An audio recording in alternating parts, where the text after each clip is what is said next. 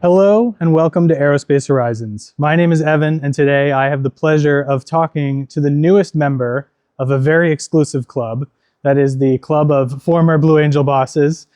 Captain Alex Armatas was the commanding officer and flight leader of the Blue Angels from 2023 to 2024. And he's here today to chat with me about the experience, because it was just a few months ago now. Alex, welcome to San Diego. Glad to be here. Thanks very much, Evan. It's exciting to be here. I appreciate you having me. So we got to talk about the elephant in the room, which is this F-18 behind you. We are at the San Diego Air and Space Museum, which is an incredible place. If you're watching this channel, you need to find a way to get yourself to the San Diego Air and Space Museum as soon as you can. They have incredible stuff on display here. They have this F-18. They have an Apollo capsule here. Oh, cool. I don't know if you're a space guy. Did you see that on your way in? I did not see that on the way in.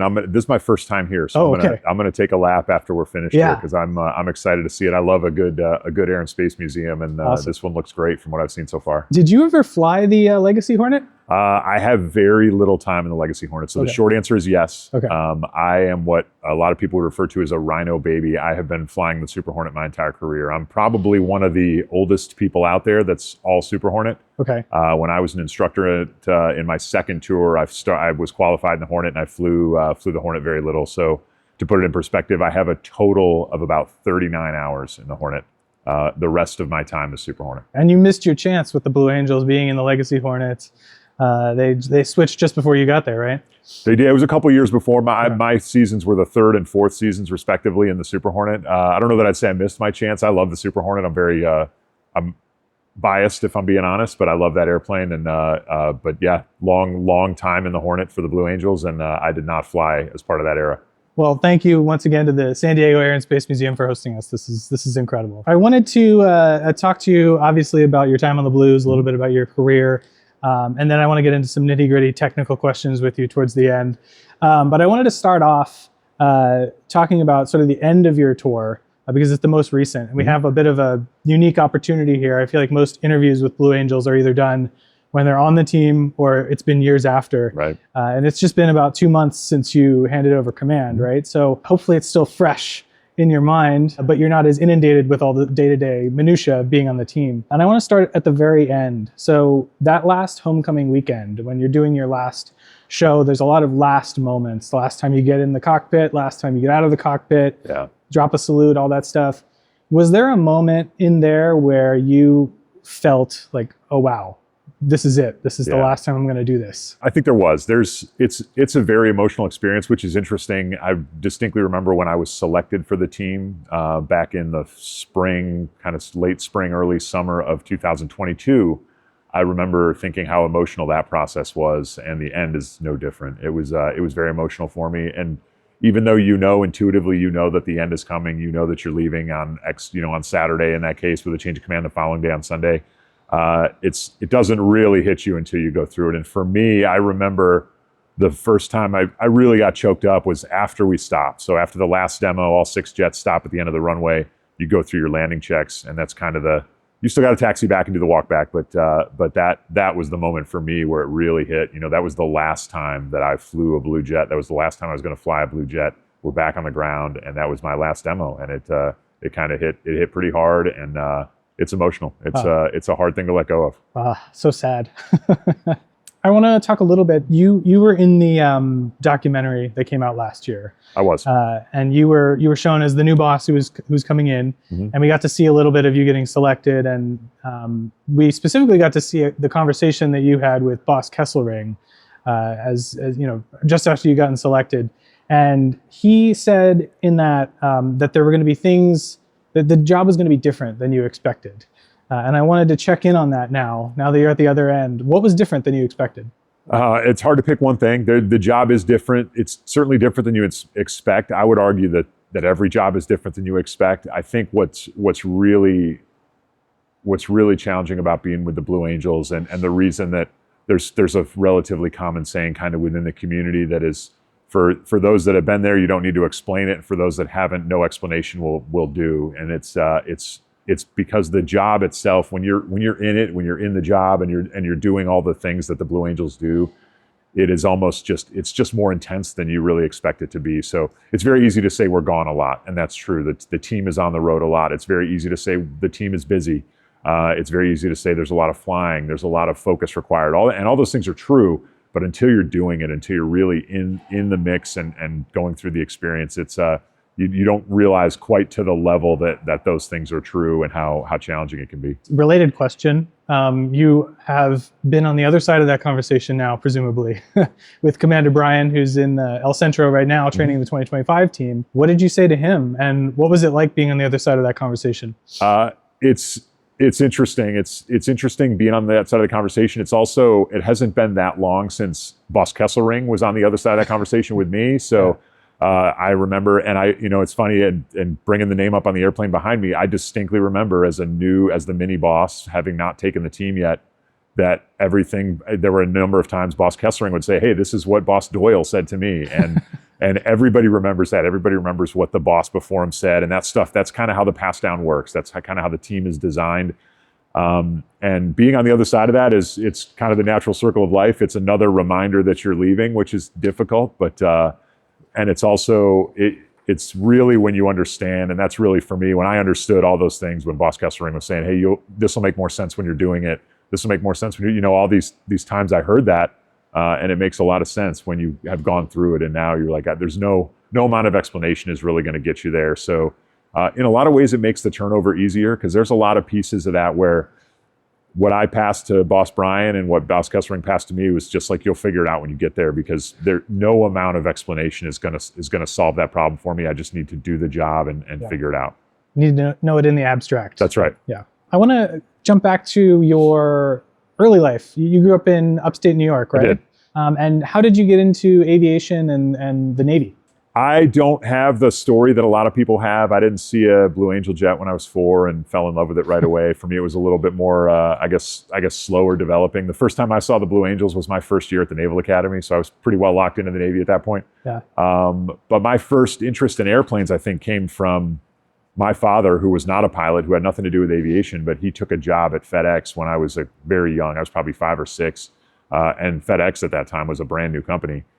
He took that job as a delivery guy, and he actually did that. He was in that job to the day he died. He was a FedEx delivery guy, and one of his first jobs as part of Federal Express was working at the airport and unloading the airplanes that came in with all the freight and loading them up so they could go back out. And he would take me with him occasionally, and I got to see those airplanes and kind of see that process. So that was really my first exposure to airplanes that I just remember thinking was really cool. And then it kind of progressed from there. So I worked at the airport in Syracuse when I was in high school, and kind of decided at that point that I hoped to fly and I wanted to fly. And kind of the more I learned about aviation, the more I realized that, in my mind at least, I wanted to do what I think a lot of people would argue is the hardest thing to do in aviation, which is to land a high performance jet on an aircraft carrier. So that was really what drove me toward the Navy. The Naval Academy was kind of the next logical step in my mind, which took a couple tries to get in there, and then it all kind of progressed from there. And I was very lucky along the way. I've had a number of opportunities to do the things I wanted to do as a young kid, and the fact I got to do them is just as much about luck as anything else. So very fortunate to get to the Naval Academy, very fortunate to be selected for aviation, very fortunate to be allowed the opportunity to fly jets. So I've been very lucky to do all those things. Were the Blue Angels ever on your radar? Not really. I mean, everybody knows who the Blue Angels are, certainly in the military communities and in the aviation communities. I knew who they were. Like I said, starting early on, I knew that the Blue Angels existed and what they did. As I kind of progressed through my aviation career, it was in the back of my mind as a possibility, but in the way the Navy career structure works, there's really only 2 opportunities to join the Blue Angels. The first one is kind of in the JO time frame between your first junior officer tour and your second, and kind of in that area. And if you don't do it then, your next opportunity isn't till boss. Post command is the next chance. So when I was a junior officer, the Blue Angels were a team that I knew about, that I respected, and if I'm being totally honest, just didn't think I would make the cut. And that's probably still true. If I applied for the Blue Angels when I was a JO, I don't think I would have been selected. I still think that's true.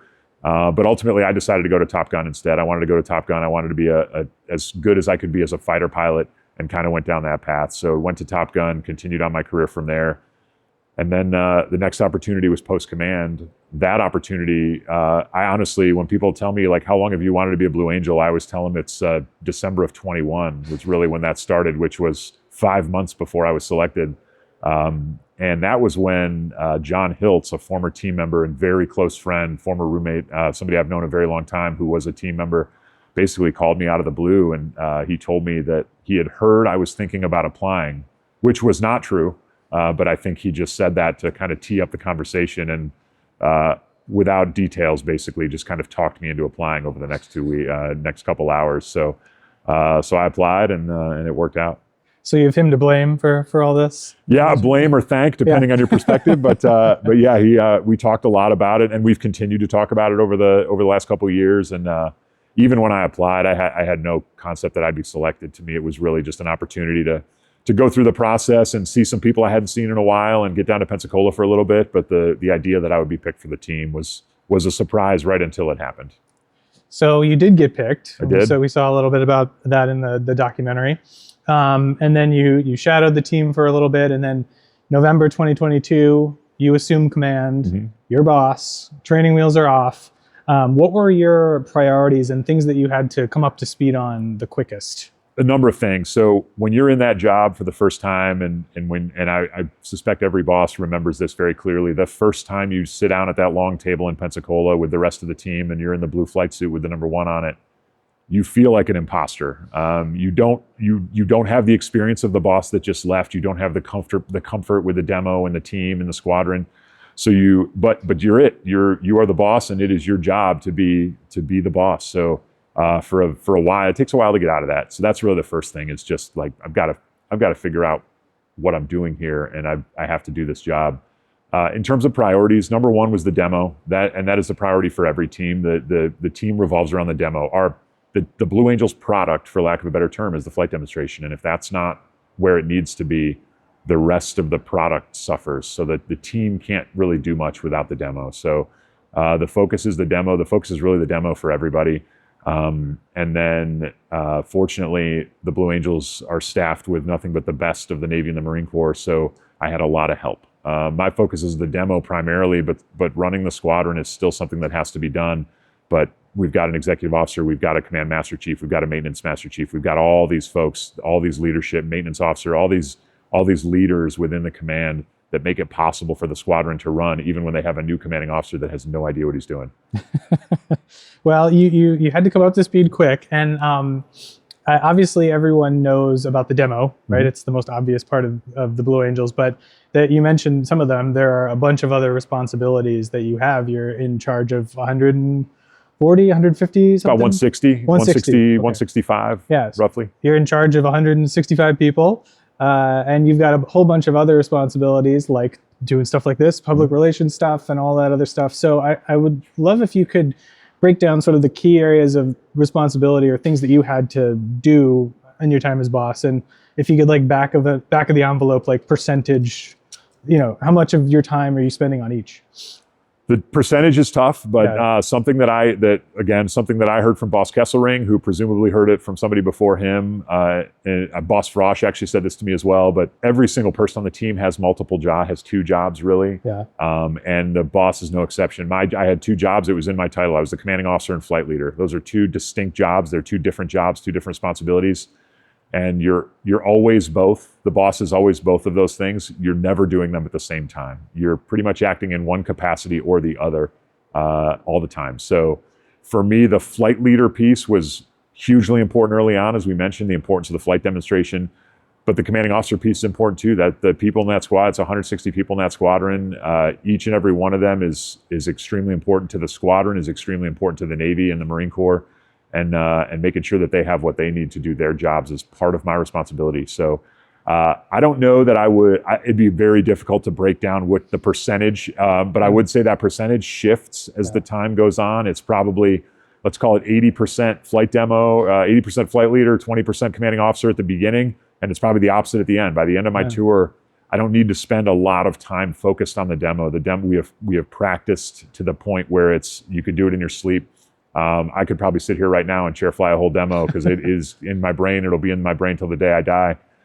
So the focus kind of shifts as the tour goes on, and it allows and it allows the boss to kind of have a little more focus on the squadron as time goes on. That is the reason we also have the way we do with the timing. The reason the executive officer, we have a second-year executive officer for a first-year boss and vice versa, to allow the support around the first-year boss to kind of fill those gaps and provide that support while they're getting their feet underneath them with the demo. To pull on that thread a little bit, something I've always admired about pilots and fighter pilots in general, the Blue Angels in particular, is just the sheer amount of information that you contain in here. Yeah. There's a lot of stuff, and you're in a situation where you don't have the opportunity to reference the manual, reference the checklist, that sort of thing. You have to keep all the contingencies, all that stuff. Mm-hmm. Do you have any practical tips of how to retain that much information in your head? I don't know that I do. I mean, I know how I do it, yeah. Which is just a little bit at a time, and it's difficult and it takes practice. I will say that we spend a lot of time talking about the fact that the Blue Angels, our job is to represent the Navy Marine Corps. The Blue Angels represent the Navy Marine Corps. And that is true of exactly what you're talking about as well. The memorization of the demo, the memorization of the profiles, the memorization of the comm, and the how to operate the airplane, that is not exclusive to the Blue Angels. Every fleet pilot, not just F-18 pilots, but, not just F-18 pilots, but every community, every aircraft type, they all do the same thing. They all memorize their tactics. They all memorize how to operate the airplane, how to operate their machinery, how to interact with everybody. That's all memorized, and that's all part of the process. So it is not just a Blue Angel thing. It's certainly a Navy Marine Corps aviation thing. It's really a military aviation thing, which is kind of why military aviation has the reputation it does as a supremely professional and capable entity, is because of that process. For me personally, the way I memorize things is just one way to do it. I just kind of work through it methodically until it's all in my head and go over it over and over and over. So for me, repetition is what I use. But some folks are certainly better than I am at memorizing things and probably have better techniques. And you mentioned it a little bit earlier too, that there's a staggered, like the XO is in his second year when the boss is in, and the same is true for number 2. And I know there was a bit of a joke made in the documentary about, Cheese has this huge responsibility to train the boss, and obviously talking to you for 5 minutes, you're not going to be the hard-ass guy who's coming in here. And, but there probably was maybe a foreign element to learning from your wingman, right? He is someone who is technically junior to you, although I know you don't really think about it that way on the team. But what was that like to have, all your wingmen teaching you how to be a Blue Angel? That is one aspect of the team I think is pretty well covered, certainly for incoming bosses. That is discussed at length, probably because potentially, I can't speak to any specific event, but there have likely been issues with that in the past. I distinctly remember multiple times people asking me, are you going to have a problem being instructed by somebody junior to you who has less flight time, less experience than you do? And that came up a lot. It was not hard for me, and maybe it is hard for some folks. Cheese is a fantastic pilot and was a fantastic instructor, and there was never a thing he said to me that didn't make sense. His delivery and his ability to kind of teach me the things I needed to know in the demo was never an issue for me, and I really enjoyed learning from him. I think he's an exceptional aviator, exceptional officer, an exceptional person, and it was fun for me. I enjoyed it. I really never had a hang up on that. My mindset going in was that I'm a very experienced pilot, but I don't know anything about flying the Blue Angels. And the way the Blue Angels fly, the way they operate the airplanes, and the profiles they fly are very different from what we do in the fleet. And I knew that going in. So that adjustment for me was not as difficult as maybe it is for some folks, but certainly something to keep in mind. I knew Cheese prior to that. We were in an air wing together when I was a department head, so we had crossed paths in the past. So at least I knew him a little bit, which certainly helps. He was very junior when I left that air wing, but that was never a problem for us. I have all the respect in the world for Cheese, and I think he did a really, really nice job kind of handling that. I certainly don't envy the 2 pilots that are in that position that have to go into their second year and instruct a new boss. That's got to be a challenge in itself, and one that I've never been through. I've obviously been on this side of it, but there's certainly some challenges there for them. But I think Cheese did a great job. It was fun. I want to talk a little bit about Amanda Lee Stalin, Mhm. who as she's sometimes known, her Yeah. call sign. She's obviously, everything I've heard about her is she's a wonderful person and an even better pilot. But there was obviously this extra element in that she was the first woman jet demo pilot, which was an incredible thing. I personally took my daughter to see one of your first flights, and it was just so cool to know that she has that kind of role model in the team now. And every time the walk down happened, I feel like she got the most applause of everybody else, so I'm sure that made you feel great. But I wanted to know, like, obviously that's the external perspective, that this was a really big deal and it was really important. But internally, was that something that ever was relevant or came up or was discussed, like that historic aspect of it? The historic aspect, not as much. As you pointed out, it was a very popular topic everywhere we went. Amanda was highly sought after by every air show that people want to interact with her, people want to talk to her, people want to get close to her, and we understood that. I think we were very fortunate in both years I was there, but certainly in 23, that we had a team that understood that and really was comfortable with that. There was, to your point about the applause, I think Amanda got the most applause of anybody at every air show, and I don't think anybody else was bothered by that in the slightest. It did not bother. It certainly didn't bother me. I don't think it bothered anybody. And we can't control that. We can't control the kind of the outside perspective on the team. Internally, Amanda was another Blue Angels wingman. The fact that she was a female from a execution perspective for the team was not relevant. She was there because she's a talented officer. She's a talented pilot. She belonged there. She was part of the team. And she did everything that everybody else does. The only really big differences with having her on the team were purely kind of the practical logistical stuff. You know, how do you go to the bathroom before the demo? Things that are specific to women that aren't specific to men. Those were really the only adjustments that had to be made. And honestly, I don't know that we did that perfectly. There's probably some adjustments that can still be made, but certainly some lessons learned for the next female demonstration pilot that's on the team. Yeah. But in terms of internal, she was part of the team. She was one of the aviators. She was one of the wingmen, and she did a fantastic job both years. I have nothing but good things to say about her. She's a credit to her service and a credit to the team. And I'm excited for her to be back out in the fleet doing the fleet thing. Awesome. So we are skipping over a lot of your first year here, but to go to the end of 2023, the first season, you drop a salute, you say goodbye to Cheese, Jabami, and Whiskers, right? How did that feel to have half of your team that you'd gotten so close with for a year gone? Like you still got another year to go. How did that feel? It's interesting. It's mixed emotions, very similar to the end of the second year, but and it's not just those guys. It's not just Cheese and Jemami and Whiskers. It's also, Henry Cedeno, the maintenance officer, left. Paul Kruger, the supply officer, left. Jackson Strife left, the senior Marine. So those guys all detached from the team as well. So there's a lot of turnover in the support officer side as well. And the support officers never get the recognition that the pilots get. And we all kind of understand that. But they're supremely important to the team. John Fay also left, the executive officer. So all those folks left, and they are incredibly important. The support officers are incredibly important too. So to your point, losing half the team, not just half the Delta, but really half the officers, is significant. And it's tough. It's tough to see people who you've gotten really, really close with, not only leave the team, but with very few exceptions, move out of town and go back to the fleet and go do other things. So you kind of know that's the last time that you're going to be that tight, that you're going to see them that frequently. You're always going to be friends and you're always going to be close, but you're just not going to see each other as often. And it's going to be more difficult to maintain contact because you're not together every day at work. So that part is sad. At the same time, just like it's bittersweet. There's that sad aspect. You're also bringing new team members on board.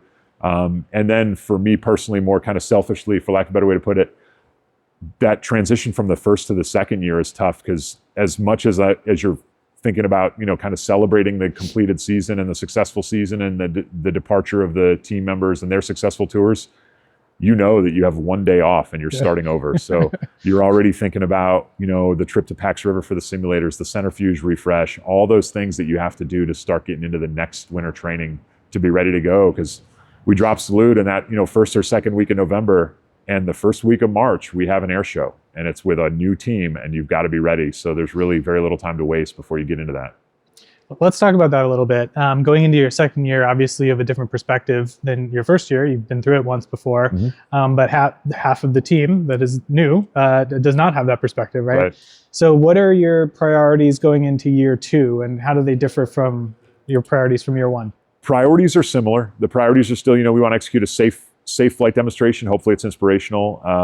Hopefully it's exciting, but safe is number one. And the priorities don't change. How you get to those priorities does change a little bit. So there's a little bit of focus now on different people. So the focus on the ready room, and that's really where the feel in the ready room changes so significantly as you go from all of your first year officers and first year pilots are now in their second or in some cases third year. So they immediately go from being the one getting trained with the kind of the eyes on them to the ones doing the training and putting their eyes on somebody else. So the ready room changes quickly, and that is unique to the Blue Angels. Most squadrons, when they change personnel, they change officers. It's one or two at a time every few months. You're not going to find many commands that will change out half of their officers on a day. So the mood of the ready room, the personality of the ready room, literally changes overnight. So that first time you all get together, it's very different. Everybody's a little guarded, a little bit kind of trying to figure out, what the ready room's going to be like. But that changes. And what I remember being the most noticeable, as the team goes through the season, they progressively get better. So from the start of winter training to the end of season show, the sets get a little bit closer, the delta gets a little bit lower, the diamond gets a little bit lower, the solos get a little bit, everybody gets a little bit better. But it happens so slowly and so kind of progressively, you don't really see it.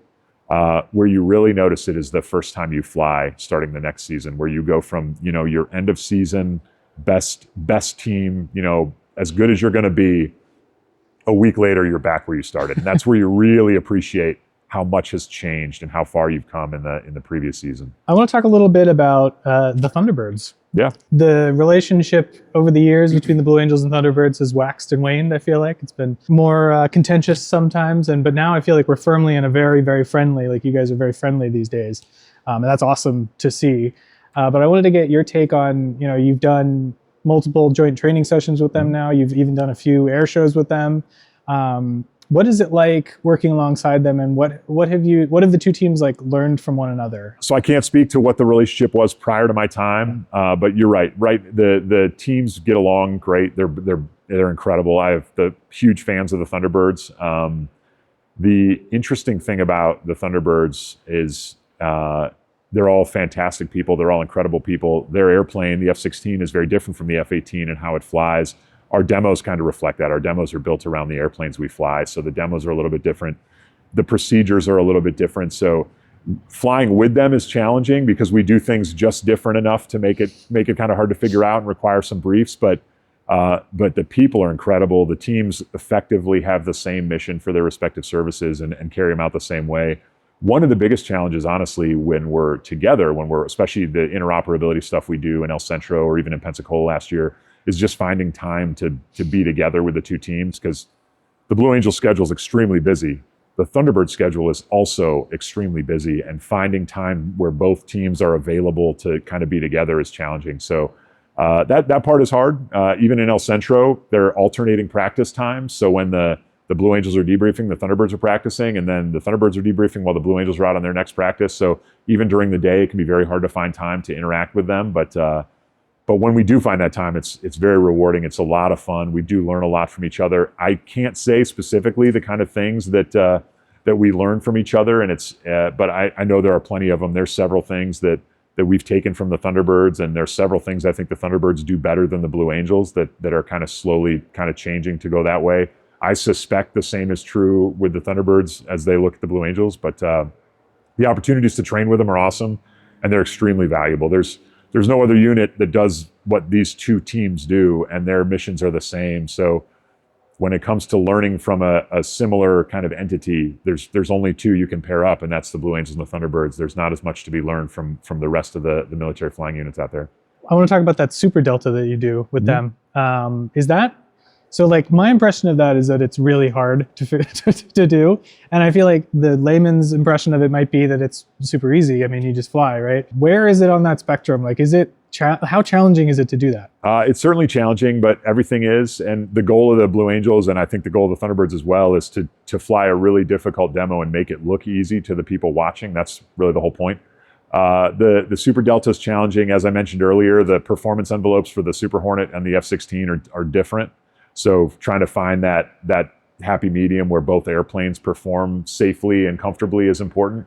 But it's challenging, but it's something we brief and it's something we train to. And at the end of the day, everybody in that formation is a military aviator that was trained by the U.S. military. And as different as the Navy and the Air Force are, we're certainly more alike than we are different. And I certainly would never call those events easy, but they're well within the capability of everybody in there. And both teams have some of the best aviators in the world. So we're able to apply that and put together some pretty cool formations.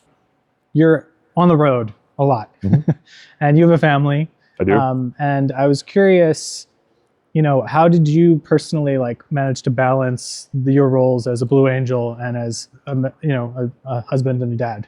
Good question. I'm not sure that I did. It's very, very hard I may not be the best one to assess how well I balance those two things. We should ask your wife. Yeah, right. If my wife was here, she may have a different answer than I do, but it's a challenge for sure. The team is on the road, average about 300 days a year for most of the people. It varies a little bit depending on the job you're in, but that's a lot of time away. One nice thing about the Blue Angels, however, is that road time is in the United States. It is at air shows. It is places families can visit. So one thing that we did, at least my family did, and I think a lot of families do, is families go to the air shows. They go and they watch their loved ones do their job and be a part of that experience and stay in the hotel and do that. It's how often you do that is kind of up to each individual family and how much they want to, but that was one thing we did to try to balance that. And then the only other thing that I tried really hard to do was when I was home, I tried to be home. I tried not to work from home very much. I don't think I did that very well. It's certainly an effort I made, but our typical day off during the week is Monday. The team normally has Monday off, and that was my day to take the kids to school, pick the kids up from school, and really just be as much at home as much as I could on that day before we got into another week and got ready for another air show. I want to ask you some nitty-gritty technical questions now, Sure. if you're okay with it.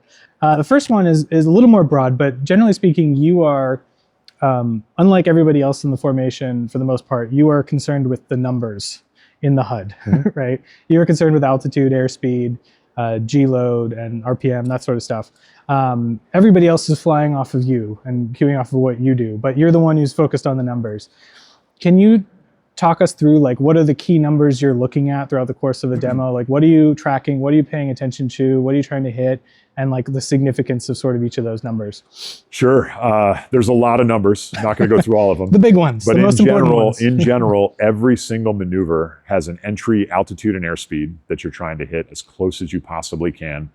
And then a position in the aerobatic box or near the aerobatic box. So we call that placement. And in the Blue Angels parlance, we have three priorities in order. It's procedures, profile, placement. So procedures is number one. The things we say on the radio, how we say them, when we say them, those are procedures, saying the correct things. Profile is, no kidding, the actual path we take through the sky, how the airplanes move, how high they get, all that. And then placement is important, but it is the least important of the three, which is where we are in relation to center point. Placement becomes more important as you approach air show season, obviously, because placement is important for the safety of the crowd, of the audience watching. So the maneuvers have to be placed correctly so that they're in the aerobatic box and they're in a place that is safe for the people watching. That comes along kind of naturally as you get more comfortable with the procedures and the profile. So the profile itself, really the focus is airspeed and altitude, and G in the maneuver itself. Every maneuver has a different G profile that you're going to fly.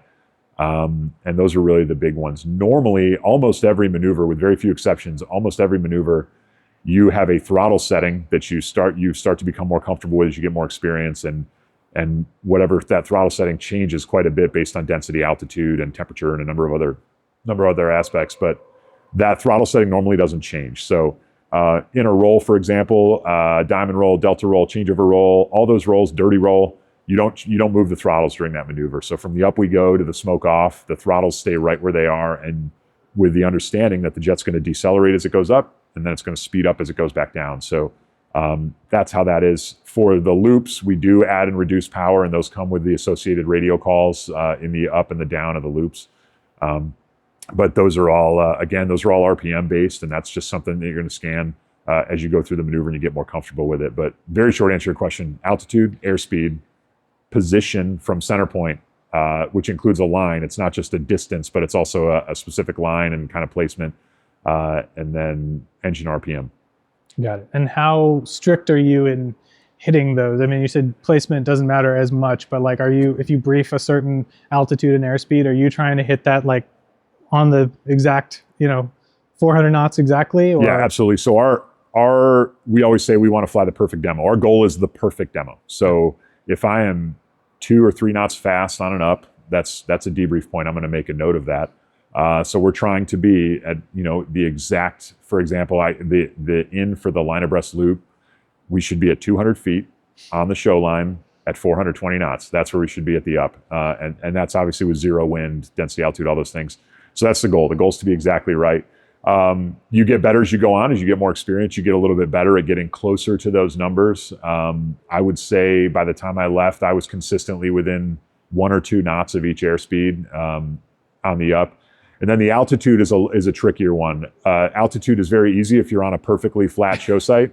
There's very few perfectly flat show sites out there. So a lot of times, and this is really the challenge of leading the demo, is a lot of times you're making these adjustments, you're making mental adjustments really for placement, but for the profile as well. If you have to cross a ridge line, or if you have to clear some power lines, or maybe there's some wind, or the wind is different at altitude than it is on the surface, or the density altitude is very high, all of those things get factored into adjusting your airspeed, adjusting your distance from center point when you start the maneuver, and then in some cases even adjusting your altitude.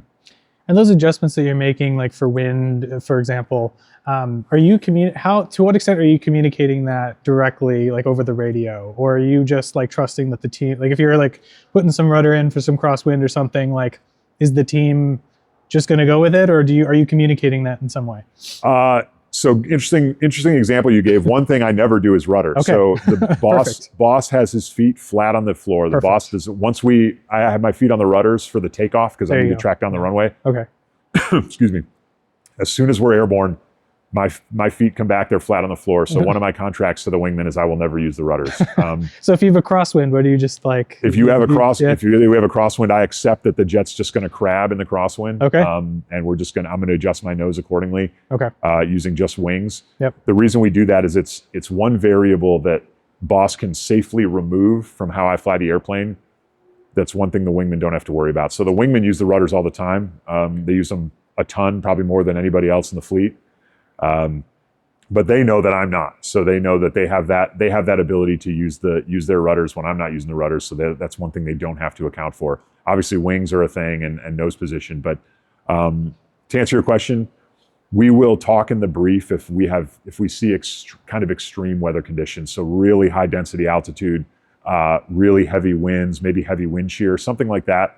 We're going to talk a little bit, and I'm probably not going to have numbers, but we'll say, hey, you can expect that we're going to go up early, or this loop's going to take a long time, or we're going to be up on the power longer. We're going to make those adjustments in the course of a normal air show season. In most cases, I won't communicate any of that stuff. We'll just do it. It's such a small correction from a wingman perspective that they're going on my voice, and they're just going to adjust and follow, and they're very good at that. Part of the procedures, and the reason the procedures are so important, is my job is to say the same things the same way every single time. Yeah. Every time we fly a maneuver, it should be the exact same. The wingman should not know the difference. The only thing that should change for them, if we're doing it right, is the background should be different. So when we're at a different show site, it just looks different on the ground, but everything else should feel and sound and look the exact same. We don't always get there. I'm certain I didn't always get there, but that's the goal, and that's really what we're trying to do. So those adjustments are hopefully transparent to the wingman. Sometimes they'll notice and they'll ask me about it, but in a perfect world, they won't. And a lot is made of how you tighten up formations and maneuvers throughout the course of the season, and you get better and better and better. But there's also like a broader element to that of just tightening up the distance between maneuvers and the overall flight profile of the show. Is that something that you tighten up as well, like pulling more G's behind the crowd, for example, to tighten something up, or is that something that you work on? This is an interesting topic. So for me, no. Some former bosses, and this is by no means a criticism, some bosses, when they get into their second year, and certainly far into their second year, they want to make they want to see if they can make the show a little shorter, be a little more efficient, really kind of, shave a few seconds off the show or a few minutes by the end of the season and make it a tighter show. And I understand that. That was never really a goal for me. My goal was to be as consistent and as accurate as possible with my placement and my profile and my procedures. So I wanted to do it as close to the same as I could every single time. I made plenty of adjustments for specific show sites, but I never really tried to tighten that down. Part of the reason is I just didn't have that compulsion to want to be tighter. I was perfectly happy with the length of the demo. A high show for me was about 44 minutes, start to finish, almost my entire time on the team, within about 30 seconds.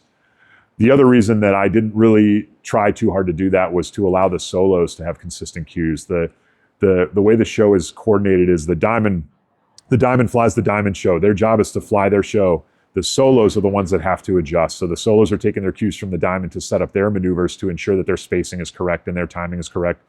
So my goal was to make life relatively easy for the solos in the sense that they were never feeling like they were pushed. So I wanted to be as consistent as possible with the diamond so that the solos had the most consistent cues possible so that they could kind of follow along and they knew what to expect from one day to the next.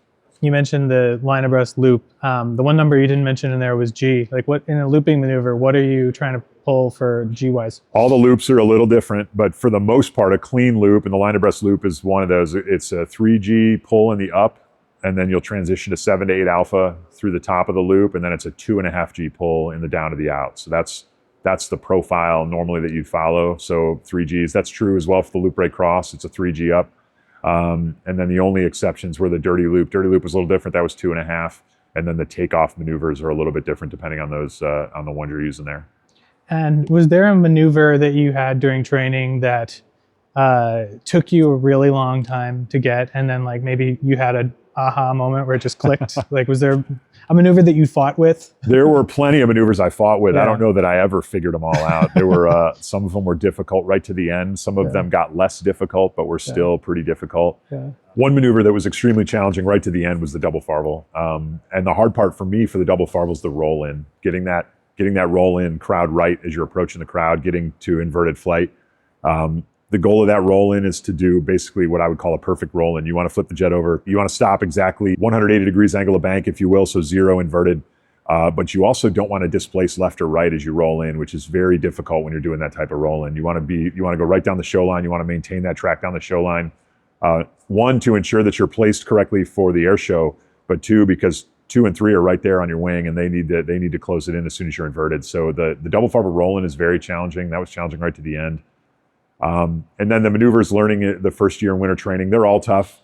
Probably the hardest ones for me, I think the vertical break is a very difficult maneuver to do correctly, especially as boss, because you know that the wingmen are in column behind you, which is hard to do, and you want to be as smooth as humanly possible. So flying that maneuver smoothly and safely into that up with 2, 3, and 4 in a column is hard to do. The low break cross and loop break cross are both difficult. You're transitioning from kind of that smooth formation flight lead mindset to a relatively kind of aggressive mindset in the breakout, and then right back to being a flight lead. So those transitions are tough, and all the radio calls that come with those are tough too, especially since a few of them are under somewhat heavy G. So those are challenging maneuvers to learn. I don't know that I had an aha moment with any of them. Maybe the dirty loop's probably the closest I got. There was a point in learning the dirty loop where I kind of put together how different it was from a regular loop, and could kind of apply that mindset every time I did it to kind of remind myself that, hey, this is a dirty loop, it's different, and figure that one out. I think by the end I was relatively good at that maneuver, but again, none of them were easy, and none of them were. I would never say any more easy by the time we left. Did you have a favorite maneuver? I get that question a lot. I'll tell you the same thing I tell everybody that asks that question. Picking a favorite maneuver is like picking a favorite kid. Okay. They're all different. They're all special. They're all challenging. Yeah. But no, I didn't have one that was a favorite. If I had to pick some that I think are special, I pick the ones that are unique to the Blue Angels. The double farvel is unique to the Blue Angels. The diamond dirty loop is unique. I love the loop break cross.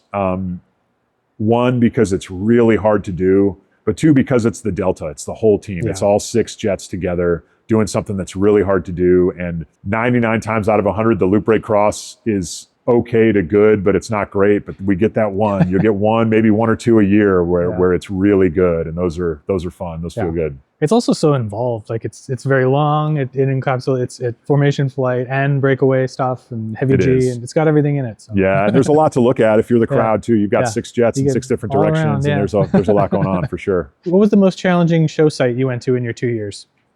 There were a few, but I think Colorado Springs this past year in 2024 was one of them, and that was purely a product of the density altitude. We flew in some really high density altitude at that show, which affects.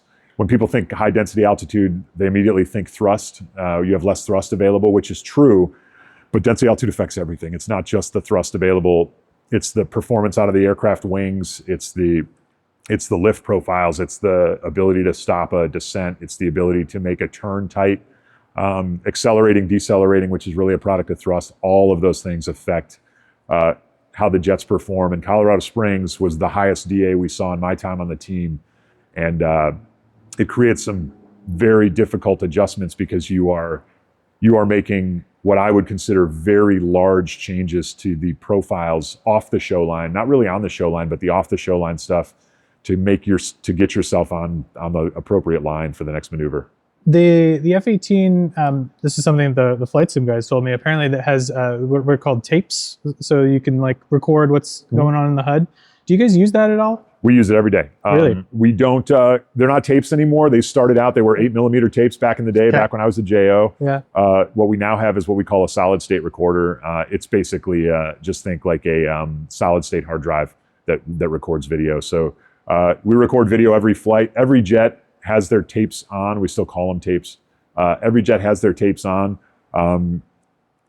The solos review theirs pretty much every flight. I review mine pretty much every flight. 2, 3, and 4, we'll use theirs if we have something specific we want to look at. Since they're right next to me, we generally know what their profiles look like. But I'll use mine every flight. I'll take a look at my entry altitude and airspeed. I'll take a look at my exit altitude and airspeed. Anywhere we saw an issue, or maybe the wingman saw something that they didn't like, I'll take a look at my my video and see how it does. And when I talked to Scott, your wingman, he mentioned, I was asking him about, when boss has a maintenance issue, you have to land and you get in the 3-jet. And I was asking him why that is. And if you're curious about that, you can check out the interview with him. But he mentioned, boss sort of has a favorite jet.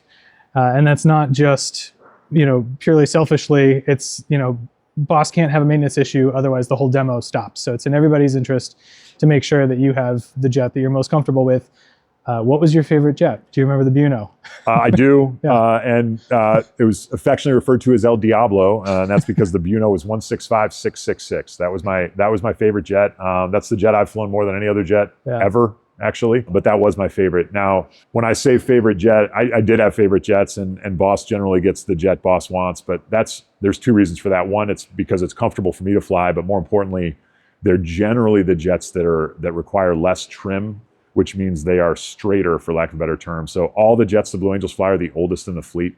They are well past their kind of functional fleet life, essentially, and some of them have had a hard life. So they're not all as straight and true as they were when they came out of the factory, and they all require trim adjustments to fly. So generally, I would fly jets that had the lowest trim adjustments, which is to say, they were the least. They were the most straight jets, which made them easier to fly form off of. So it was the goal was to fly jets that didn't require a lot of trim, so that it was easier for the wingmen to stay in position. Some of the jets, especially as they transition through the airspeed range that we fly in, you'd see some kind of not large, but maybe less than ideal movement out of the nose based on the airspeed range. Thinking about the fact that we go into a loop at 420 knots, and the top of the loop is 120 to 150. So when you're losing 300 knots in a loop, the aerodynamics change significantly, and having a jet that's easier for the wingman to follow is ideal. So 666 was my favorite. That was the one I flew the most. And then there were 2 or 3 others that were always on the list. Maintenance keeps a list of boss jets. It's 3, maybe 4 in a good year that are boss jets. El Diablo. I love it. So transitioning out here, we got to get out of here. This museum's got to open pretty soon. But to wrap us up with 2 questions. The first is, every former Blue Angel I've talked to still feels like a Blue Angel. And maybe part of that is the selection process of picking someone initially who lives those values. But I feel like there's definitely like everyone feels a responsibility to uphold the name of the team in their lives. And I was curious, as someone who's now a former Blue Angel, once a Blue Angel, always a Blue Angel, but you're no longer actively on the team. How do you feel about having to carry that on for the rest of your life? I don't think it hasn't really sunk in yet, because it's not, when you're on the team and you're wearing the blue flight suit, people obviously recognize you when they see you. They know who you are, especially when you're wearing the blue flight suit. So that it's very, very close to you. When you leave the team, which I obviously did very recently, I'm not really sure. I don't expect people are going to know who I am. I don't expect people are going to recognize me in the street, and they shouldn't. The whole point of the team is that it is about the team. It's about the blue flight suits. It's about the blue airplanes. The people wearing those blue flight suits, they're important, but it's not about them. It's not about individual members of the team, and that's really important. So I am extremely honored to have had the opportunity to be on the team. It's a memory and an experience that I will cherish for my life. It's something I'm very proud of, but I'm also happy to step away from it and let someone else do it and kind of carry on that tradition and let it continue to be about the team, about those blue airplanes. The paint job of the blue airplanes has not changed in the history of the team in 79 years now since the team was established. It's changed a little bit, but not very much. The blue flight suits are the same. They've been the same for a long, long time, and that's intentional. That's a tradition that carries on. But the people on the team have changed. They change every year. About a third of the team in total, about half the officers every year. So in terms of carrying on that tradition, I hope that the values that got me selected in the first place were just core values of who I am as a person. So I don't necessarily feel any pressure because I was a Blue Angel to do anything different. Just continue, being the person that I am. And I hope that everybody feels that way. I hope that people that leave the team know that they were picked for the team for who they are. And as long as they continue to be that person, then there shouldn't be any issue with that. Now, a real light question to wrap us up here. There's a lot of darkness in the world. A lot of people are, I don't know, there's just a lot of apprehension about the state of the world right now. And one of the things that I always admire about the Blue Angels is they are sort of a light spot. No matter what's going on, there's this consistent lightness that comes from the Blue Angels and force of positivity. So I'm curious, from your perspective, if the world gets dark, how do you stay positive, and how do you help others stay positive? When you're part of the team, it's pretty easy because that's all you see. The team is happy. That for the most part, everybody's doing well. Everybody wants to be there, and that's really what's special about the Blue Angels. There's no other entity in the world. There's maybe one or two, but there's very few entities in the world, let's put it that way, where every single person wants to be there. They ask to be there. They want to be there. They want to do as good a job as they can possibly do, and the people around them feel the same way. And then you carry that out into public and you see the same thing. You go to air shows, you go to Crowdline, we meet young kids who are super excited. They just watched the air show, they had a great time. They want a picture, they want a signature, and that's it. And it's very simple, and you very seldom meet sad people at air shows. So for me, it's easy because that's really what we see. In general, in kind of a bigger sense, kind of outside of the Blue Angels, I just remind myself, when it's there's a term that I think is kind of coming into vogue, or probably has been. I'm old enough now that I'm not on the leading edge of this stuff, but I've heard the term doom scrolling a lot lately. Yeah. And I'm kind of glad that's a term now, because I think that's what we're doing. I think there's just so much stuff out there, and people consume so much information, and some of it's bad, some of it's good, and it kind of depends on who you are as an individual, but it's very easy to get overwhelmed by all this information. At the end of the day, go outside, talk to your neighbors, talk to the people around you, talk to the people at work. It's not that bad. Things are pretty good. I've been very fortunate. I've got a great family. I've got a great life. I've got great friends and colleagues, and I've had a very enjoyable and rewarding career in the Navy. And I hope and think that a lot of people feel the same way about the lives they've led. So my hope is that people can do that, can go to an air show, just sit in a chair and watch some blue jets fly around on a nice sunny day in the summer, and have some ice cream and call it a day. It's pretty innocent, pretty good fun, and that's what the Blue Angels do. It's fun to be a part of that, fun to be allowed to be a part of that for a little while, and I've really enjoyed it. Sounds like heaven.